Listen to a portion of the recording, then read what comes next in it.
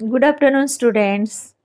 आज आपण bridge course म्हणजेच सेतू अभ्यासक्रमाच्या इंग्रजीच्या तासाला ही बघा सुंदर अशी शाळेची इमारत आहे की नाही, तिथं काय काय आहे, त्याला इंग्रजीमध्ये काय म्हणतात ते आपण पाहणार आहोत.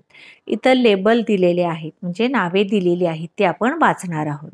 बघा एकदा हे चित्र बघून घ्या, मग मी तुम्हाला एक एक एक तिथल्या गोष्टी दाखवेल. आपण इथून सुरुवात करूया. बघा ही काय आहे, विंडो. स्पेलिंग नीट बघा बरं का. आहे डोअर, क्लासरूम, ॲक्टिव्हिटी रूम. इथं शाळेचं नाव बघा, सेंट मेरीज स्कूल. इकडून पाहता school building, principal's room, school bus, stairs म्हणजे पायऱ्या बरं का, plants, bushes, tree, teacher, school bag, boundary wall, pavement, student, gate. तर अशा प्रकारचे हे सगळे शब्द आहेत, ते तुम्ही लिहून काढायचे आहेत बरं का. आता इथं माहिती दिली ती आपण वाचूयात, नीट लक्ष द्या बरं का. त्याच्यानंतर आपल्याला अभ्यास पण करायचा आहे याच्यावरती. My school, name of the school, Janata school. Spacious, spacious म्हणजे खूप मोठी जागा असणारा. ह्यूज प्लेग्राऊंड म्हणजे भरपूर मोठं क्रीडांगण आहे.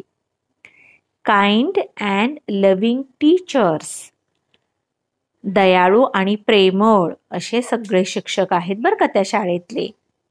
New activities, good and studious friends make fun. Located at the centre of village or town. Beautiful building, 40 teachers. तर ही माहिती दिलेली आहे शाळेविषयीची. आता याच्या आधारे तुम्हाला खाली अभ्यास दिलेला असणार आहे, तो पूर्ण करायचा आहे. आता इथं काही वाक्य दिलेली आहेत ती बघूयात आपण. Incomplete sentences. My school has spacious buildings. I love my school because we learn new activities every day. The building of my school is very beautiful. My school name is Janata school. तर अशा प्रकारे ही माहिती दिलेली आहे. याच्या आधारे आपल्याला इथं प्रॅक्टिस करायची आहे बरं का. दिसतं ना तुम्हाला practice. Observe the above picture and labels. Complete the following sentences म्हणजे वर जे चित्र दिले ना, नावं लिहिलेलं शाळेचं, ते निरीक्षण करा. ऑब्झर्व करा म्हणजे निरीक्षण करा आणि काही माहिती दिली ती पण बघा, वाचा आणि त्यानंतर ह्या गाळलेल्या जागा आहेत की नाही त्या तुम्हाला पूर्ण करायच्या आहेत. तर आता पहिलं बघा बरं, पहिलं काय असेल, there are dash dash teachers.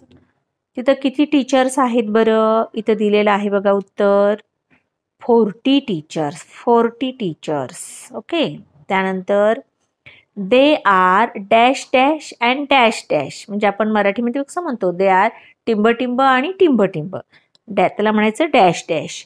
तर कशा आहेत ते टीचर सगळे, इथं माहिती दिली आहे पा. काइंड अँड लव्हिंग टीचर्स दिसलं का तुम्हाला.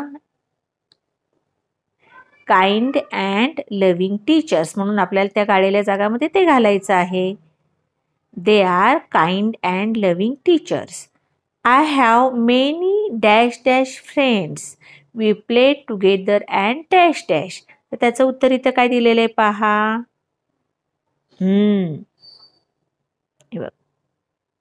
Good and studious friends make fun. आता ते इथं कसं येणार बघा. I have many good friends we play together and fun. किंवा इथे I have many studious friends असंही चालेल. आता पुढचं वाक्य, इट इज लोकेटेड. लोकेटेड म्हणजे ती शाळा कुठे आहे, तर इथं दिलेलं आहे बघा हा वाक्य.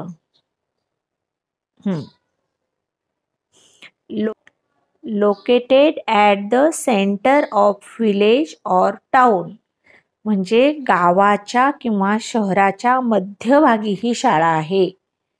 मग इथं ते वाक्य घालायचे. Located at, it is located at the centre of village or town.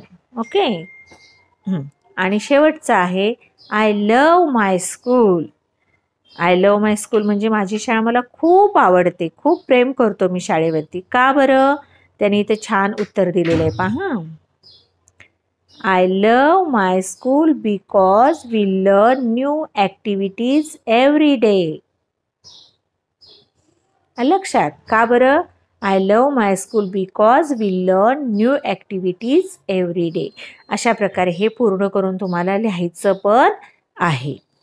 Bye bye.